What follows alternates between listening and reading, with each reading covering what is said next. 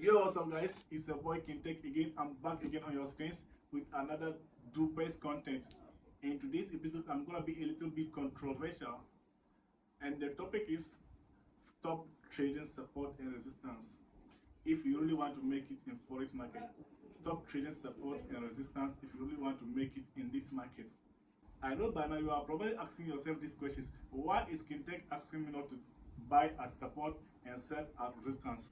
When everyone is preaching buy at support and sell at resistance, why is Kintek asking me not to buy at support and sell at resistance? Don't worry yourself, I have solution to all the questions you are probably asking yourself by now. To ask you something, if it was actually easy to make money in this market just by buying at support and selling at resistance, whenever market comes to support zone you will buy, and whenever market comes to resistance zone you will sell. Why is it that 95% of traders are losing money in this market? If it was really easy, actually that easy to buy at support and sell at resistance and make money, why is it that 95% of traders are still losing money in the market? Which means there is something that you have mistaken about this concept of buy at support and sell at resistance. So that's what I'm going to be unmasking. I'm going to be explaining to you when to buy and when to sell, or where to buy or where to sell, so that you stop just buying randomly on support and resistance zones and keep on losing money. So let's dive into the video.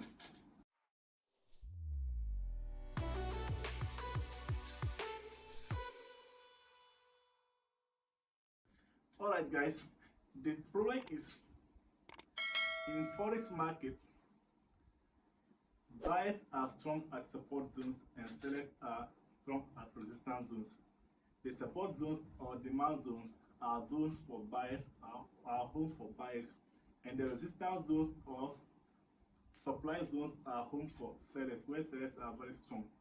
But that doesn't necessarily mean you should just buy at support and sell at resistance whenever market comes to support and resistance. No.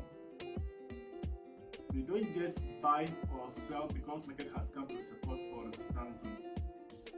Understand?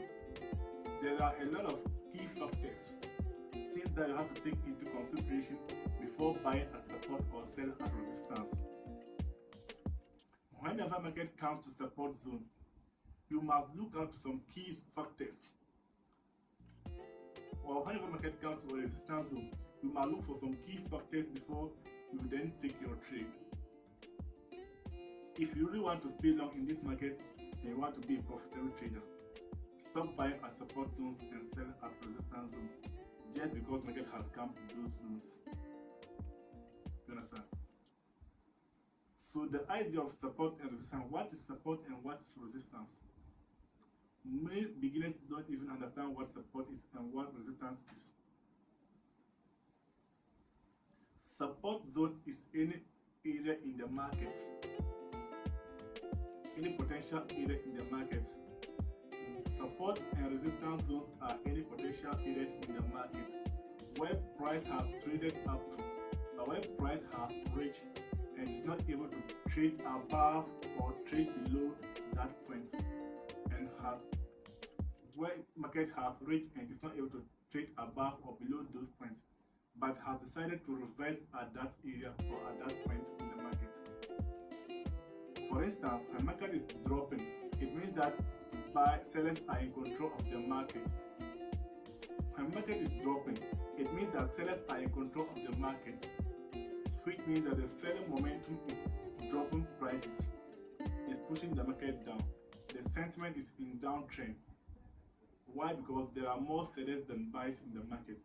So if the market reaches any potential area in the market where it fails to trade below to continue selling, but begin to reverse at that point, or reverses from that area and started moving it up again, in uptrend again, it means that the market has reached a support zone where many buyers have stepped in, and those who were selling, much of them have taken their profits, and many buyers have stepped into the market and forced the market to change the direction. That's support zone.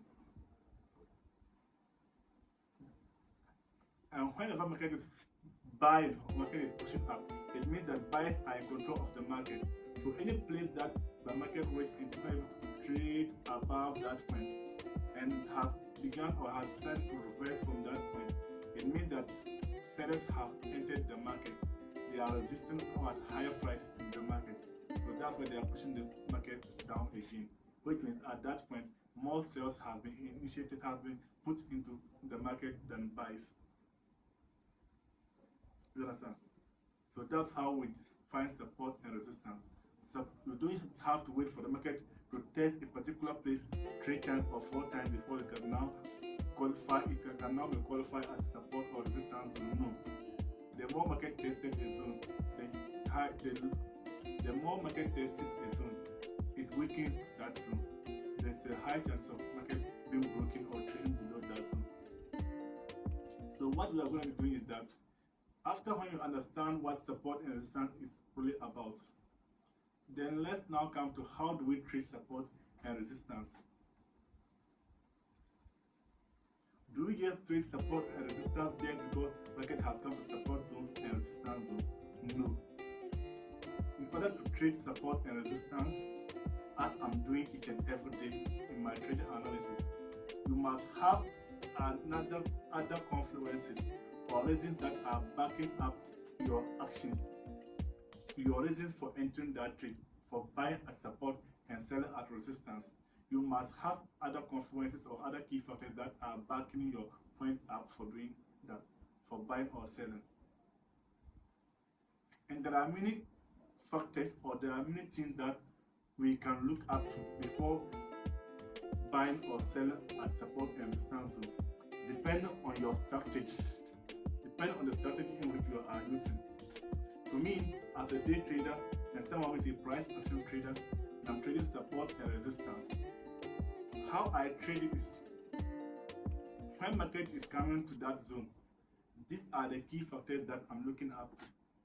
And I'm going to be explaining these key factors one by one so that you understand how to trade support and resistance and stop losing money day in, day out, so that you can be a profitable trader. So the first point that I'll be looking at is the market sentiment. Whenever I come to the market and I'm to look for a opportunity to enter the market either at support zone or resistance, I first have to check for market sentiment, the directional movement of the market. Is the market trending to the upside or to the downside? The structures that are created in the market, are they higher highs and higher lows or lower lows and lower highs? For instance, if the market is trending in uptrend, it means that market will create a series of high highs and high lows, which means our support zones are the areas of the higher lows points. That's the reversal points of the market, the end of the retracement move. Although that when market make an impulse move, it will retrace more or a corrective move, some called retracement, exhaustion phase, before taking another impulse move to create a new higher high. So you are going to be looking for opportunities at the higher low point. That's the end of the retracement point, which means that's your support zones in uptrend scenario. You understand? So if you are going to be buying as support, you have to first look at the market sentiment, if the market is uptrend or downtrend. If the market is in uptrend, it means that buyers are in control of the market.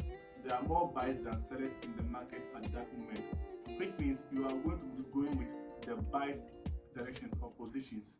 You are not going against the trend because the trend is your friend. Whenever market is trading upside, it means that buyers are in control. Always look for only buying opportunities. You understand? So if we are going to look for only buying opportunities, it means that we are going with the sentiment of the market. That's one factor that you have to look at before. 2, you also have to consider the market sentiment or the volume of the market. When market is coming to a support zone or resistance zone, the behavior of the candles, the sizes of the candles, that will tell you that this zone is likely to hold or to break. You understand? When market is coming to a zone with a strong momentum, with a big candlesticks, there is a chances that market will break the structure or to trade below that zone. So when market is coming to a support zone, You must be looking for shrinking candles, depletion of market momentum. You have to see candles reducing in body sizes. If the candles were bigger ones and it has started forming smaller candles, it means that there's a depletion in market momentum. You understand? The market is losing strength.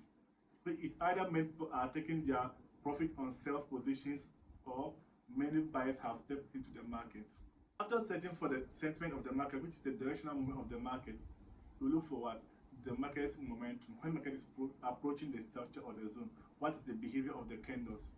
That's another thing that you have to look out for. That's another key thing that you have to look out for before buying at support zones or sell at resistance zones. After when you see that market have started depleting in momentum, creating smaller body candles, it means the market is losing momentum. Sellers are losing strength in the market. That's another confluence. When market finals come to the support zone or the resistance zone where you want to be buying, you must be looking for candlestick with rejections in order to validate the strength of that zone. You must see a candlestick with rejections, which means market tries to trade below that point but fails to close below. Why? Because the presence of the buying momentum or buyers that are outlining them are stronger in the market, so they are pushing in and they are rejecting lower prices in the market, which is forcing the wicks to be sticking out. So you have to watch out for these wick rejection candles.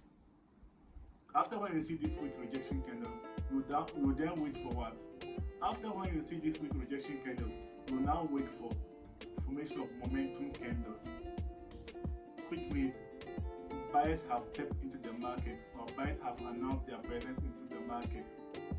Remember, in market, it's not your duty to know where market will go to or to predict market movement before you make money. We react to market movement. So how do you react to market movement? If market comes to the support zone, you have seen that the overall trend is uptrend, which means we should be buying at support zones. You understand? Market has started depleting in momentum. You see this formation of weak rejection candles, and finally you have seen a momentum candles forming. You understand? So when there's a formation of the trend reversal candlestick pattern, it means that buyers have announced their presence. For instance, the bullish engulfing or the bearish engulfing. We have pin bars, inverted hammer or shooting stars, any or momentum candles, any of the candlestick pattern that you use in your trading strategy, which will give you confirmation for entries. So you then wait for market to start moving upwards, to start moving in uptrend. You don't just enter immediately after seeing weak rejection candles and momentum.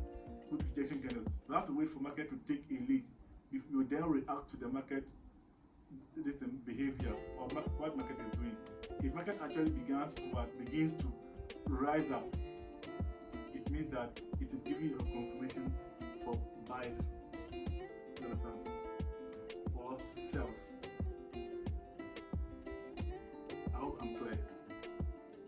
So when you get all these things, you then ask yourself, oh, have the level been acted as support and resistance previously in the market?